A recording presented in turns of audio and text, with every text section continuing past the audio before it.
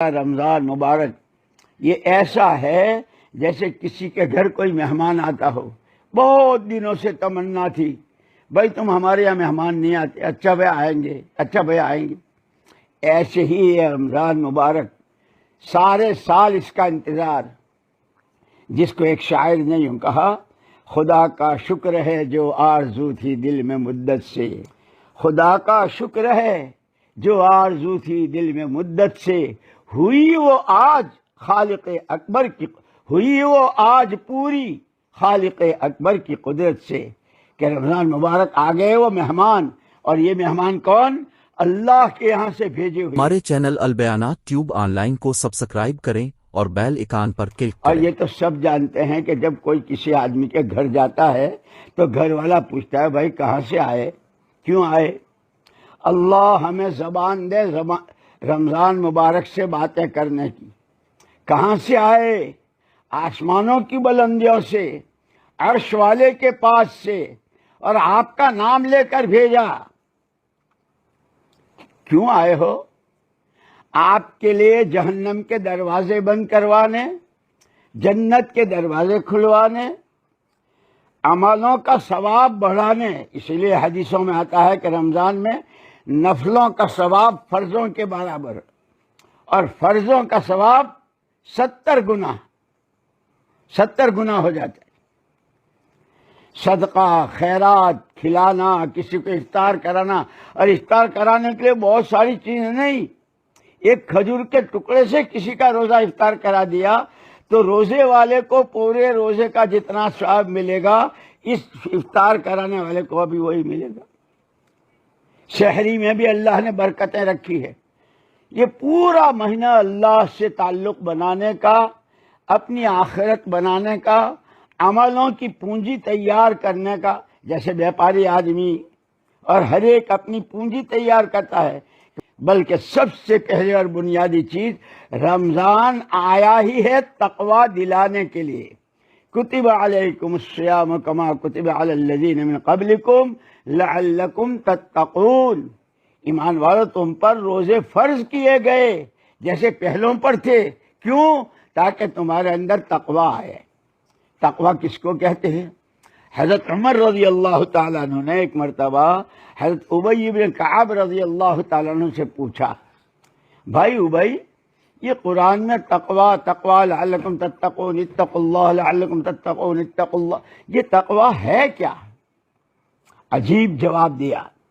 حضرت ابی بن کعب رضی اللہ تعالیٰ عنہ نے کہا، امیر المؤمنین، کبھی آپ کو واسطہ پڑا ہو کہ آدمی راستہ چلا، دونوں طرف کانٹوں کی باڑیں اور نوکیلے کانٹے، راستہ بہت تنگ، ہوا بہت تیز، اور اس کنارے سے اس کنارے جانا ہے، آدمی کیا کرے گا؟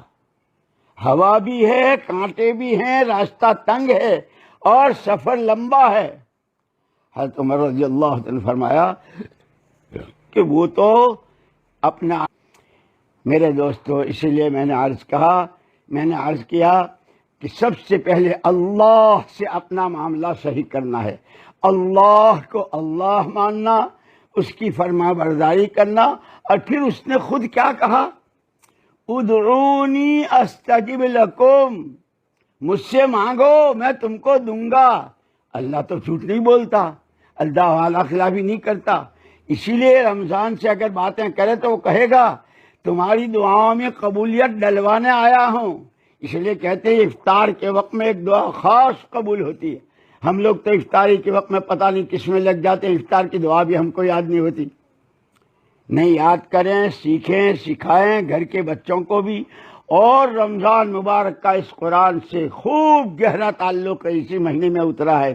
قرآن کی تلاوت، اللہ کا ذکر، دعائیں مانگنا، اور روزے میں جتنی چیزوں سے بچنا ہے، دیکھنے، بولنے، سننے، ہر چیز میں، اور اللہ کو راضی کرنا اصل مقصود ہے۔